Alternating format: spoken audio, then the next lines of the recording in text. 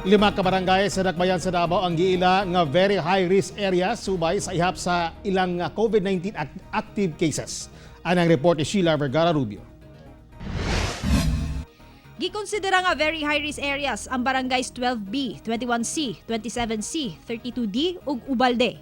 Kini subay sa latest risk assessment and barangay classification sa Davao City sukad November 6 to November 12.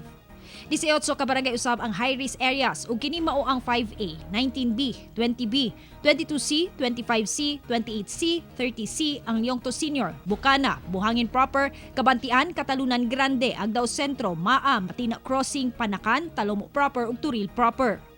Napulo usab ang high-risk areas base sa kaduol niini sa high-risk barangays nga mao ang 4A, 11B, 13B, 23C, 24C, 26C, 29C, 31D, Kapitan Tomas Monteverde ug San Antonio Agdao. Aduna usab karoy 23 ka barangay nga moderate risk areas nga mao ang 8A, 15B, 33D, 34D, 36D, 37D, 40D, Agdao Proper, Binugaw, Kalinan Proper, Komunal, Daliao, Governor Pasiano, Bangoy, Leon Garcia, Matina Aplaya, Mintal, Pampanga, R. Castillo, Saksa, Santo Niño, Takunan, Tigato ug Wilfredo Aquino.